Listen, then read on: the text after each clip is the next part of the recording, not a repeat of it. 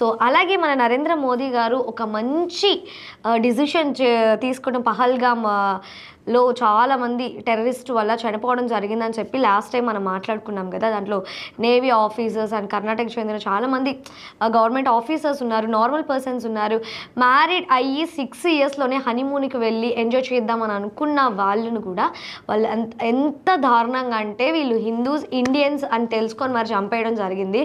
So వీళ్ళకి గట్టిగా ఏమంటారు, చంప చెల్లమన్నట్టు అంటారు కదా, అలా మన నరేంద్ర మోదీ గారు అయితే తిప్పుకొట్టారనమాట. వాళ్ళకి మనకి ఉన్న ఏకైక ఏదైనా ఉంది అంటే సింధు నది, వాళ్ళకి వాటర్ అనేది చాలా వరకు మన సైడ్ నుంచే వెళ్ళాలన్నమాట, ఇండియా నుంచే పాకిస్తాన్కి వెళ్తుంది. వాళ్ళు ఈ వాటర్ మీద 80% వరకు డిపెండ్ అయి ఉన్నారనమాట. సో ఈ వాటర్ అనేది వాళ్ళకి వెళ్ళకుండా మనం స్టాప్ చేస్తే ఒకేసారి ఎడారి అయిపోదు, కానీ రాను రాను రాను అయితే, ఎందుకంటే ఈ పాకిస్తాన్ వాళ్ళు 80% ఈ వాటర్ మీద డిపెండ్ అయి ఉన్నారు కాబట్టి మెయిన్ సోర్స్ అంటే ఫార్మింగ్ చేయాలన్నా ఏదైనా సరే ఈ వాటర్ మీద వాళ్ళు డిపెండ్ అయి ఉంటారు.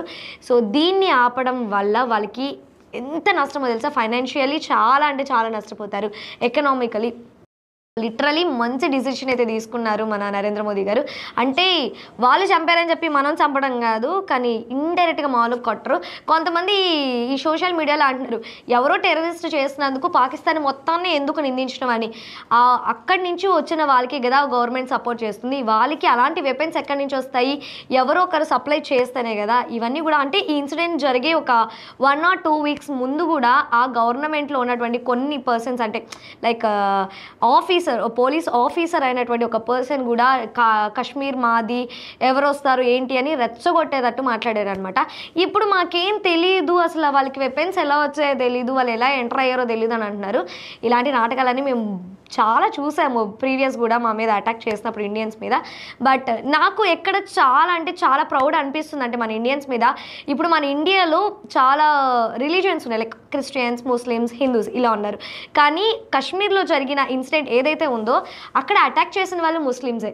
బట్ అక్కడ కొంతమంది లేడీస్ని అండ్ మెన్స్ని, చిన్న చిన్న పిల్లల్ని సేవ్ చేసింది కూడా ముస్లిమ్సే.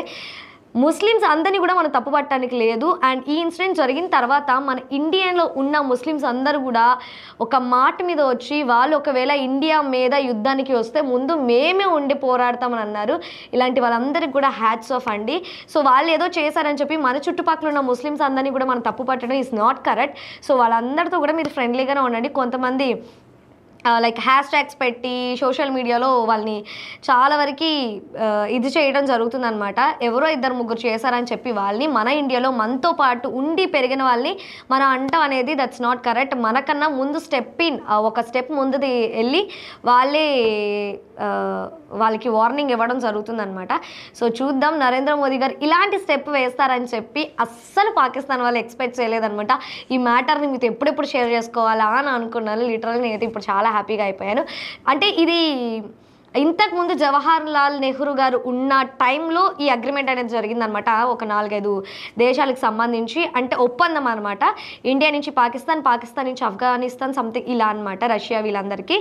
సో ఇలా అవ్వాలి అన్నప్పుడు వాళ్ళు ఏంటంటే ఈ అగ్రిమెంట్ అనేది రద్దు చేయడానికి పాకిస్తాన్ వాళ్ళకి లేదు బేసిక్గా. సో మనం ఎప్పుడైనా సరే మనం అగ్రిమెంట్ని రద్దు చేసుకునే అవకాశం మన ఇండియా వాళ్ళకి ఉందన్నమాట. సో లీగలీ వెళ్ళినా ఇల్లీగలీ వెళ్ళినా మనమే గెలుస్తాం కాబట్టి. సో లెట్స్ సీ ఏమవుతుందో. అండ్ రీసెంట్గా కూడా వాళ్ళకి ఎలాంటి ఇన్ఫర్మేషన్ లేకుండా వాటర్ ఫ్లో అనేది వదలటం జరిగింది. ఒక ఊరు మొత్తం కూడా వరదల్లో కొట్టుకుపోవటం జరిగిందనమాట. సో మరి మా ఇండియన్స్తో పెట్టుకుంటే ఇట్లనే ఉంటుంది అని చెప్పి మళ్ళీ ప్రూవ్ చేశారనమాట. అండ్ పాపం ఆర్మీ వాళ్ళందరికీ కూడా సెలవులు ఇమ్మీడియట్గా రద్దు చేసి లీవ్లో ఉన్న వాళ్ళందరినీ కూడా రమ్మని అన్నారు. ఎవరైతే బార్డర్ దగ్గర ఉండి వాళ్ళ ఫ్యామిలీని, పిల్లల్ని అందరినీ వదిలేసి మా కోసం కష్టపడుతున్నారో వాళ్ళందరికీ కూడా సెల్యూట్. సో ఏం చెప్పాలో కూడా అర్థం కాదు. వాళ్ళ ఫ్యామిలీని అందరినీ వదిలేసి మన కోసం కష్టపడుతున్నారు. వాళ్ళ కోసం మనం ఎంత చేసినా తక్కువే. వాళ్ళు అక్కడ బార్డర్ దగ్గర కష్టపడుతుంటే మనం మాత్రం ఇక్కడ కూర్చొని క్యాస్ట్లు, రిలీజియన్లు ఇవన్నీ పట్టుకొని వెళ్ళాడుతున్నాం. అవన్నీ కదండి మనం ఇండియాలో ఉన్నాం అంటే వీఆర్ ఇండియన్స్. That's it. ఇదే స్పీడ్తో అందరం ముందుకెళ్దాం.